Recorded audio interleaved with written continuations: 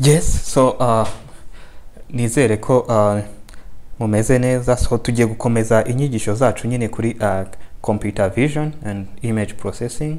So turagerageza nyine kuzishyira mu kinyarwanda ku buryo bushoboka. So nizere ko mwakurikiye video z'ubushize cyangwa inyigisho nyine twakoranye ubushize. So nyine twarebye ukuntu computer isoma ama image kono cyangwa amashusho kuntu nyine ushobora kuyasoma kuntu ushobora no ku savinga cyangwa kuyabika. So uyu munsi rero icyo tugiye kureba ni iki? No tugiye kureba uburyo computer noneho ibyo twita image format cyangwa se na image data types. So hano nuko hitondera. So uri kubona so nk'iyo computer isomya ama image, hano hari image bino twita .jpeg. So hano no kuvuga iki? Hano kuvuga ko ni iriya ni format ama format twavuga nk'urugero ni igihe dufite nka twavuga nk'urugero nka igihe ufite nka .jpeg cyangwa .png cyangwa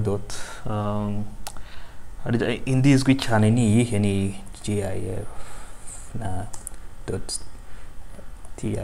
So hano no kuvuga iki rero? Hano no kuvuga iyo ugiye gusavinga image, tuvuga uyita izina ryawe, ushobora kuyita Kigali, wenda Kigali.jpeg. hano bishatse kuvuga iki ubundi? Hano no kuvuga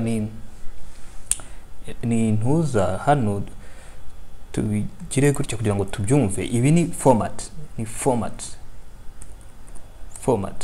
rero bivuze iki? Format bivuze ibintu bibiri. Ni gihe haba ari nukubwira computer uburyo ama data ya image araba saved, niba ari compressed cyangwa se uncompressed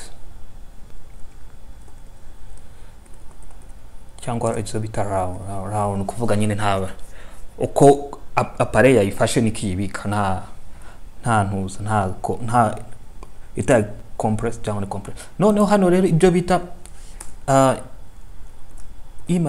image compression ni iki? Image compression, urugero nk'abuno nkangi JPEG ikoresha ibyo bita DCT, ikoresha DCT. Nicyo twita discrete cosine transform. So ntabwo ibyo twabijyamo n'ibiki, ariko ndaguha urugero. Image compression ni igihe nk'abuno uri kubona kuri no tuvuge ino image yacu yitwa gute? Yitwa image, sibyo? Iriya image yacu reka tubigenze gutyo. Iriya image yacu uri kubona iyo uyiprintinze uri kubona kari imibare ikaza no kuguha data type, ariko hano data type ntabwo turahagera. So reka tugire gutyo, reka tuyifate dufateho nka nuza za mbere enye zibanza. So icyo gihe twavuze ko tubigenza gutyo, twavuze ko tubigenza gutyo. Niba dushaka nuza za mbere enye zibanza, icyo gishobora gufata gatanu hano naha ngaha tukagira meme chose gatanu. So too many indices to yes. Kubera ikiri kuduha error, kubera iki? Yes, tubona ko error twashize muri hano. So hano no tugomba kugira nuza tukabigenza gutyo, kuvuga twe twabicuritse. So guys, bigutya rero bimeze. So hano rero birumvikana, no kuvuga nga dufite no kuvuga ya image yacu cyangwa ishusho noneho rifite gusa gatanu kuri gatanu, 1 2 3 4 5 gatanu kuri gatanu. So noneho no kuvuga iyo uvuze rero ngo image compression ni iki? Si image compression uri kubona hano dufite 197, uri kubona yuko dushobora kwa compress. No kuvuga iyo image compression ni iki? Nshobora kuvuga ngo nshobora kubara hano 197 ni zingahe, ukabara wenda ukabara urabona 1 2 3 4 5 6 7 8 9 10 11 12 ya 12. So noneho ukagira gute image compression niki nukuvuga 197 aho kubika zira 197 zose nshobora kuzigira gutya 197 noneho nkabara namba zazo ni 12.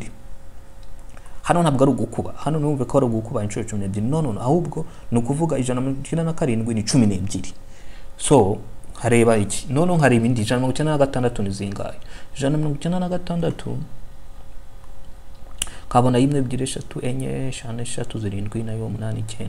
So nayo nkabona ni 9 noneho nkagira gute 196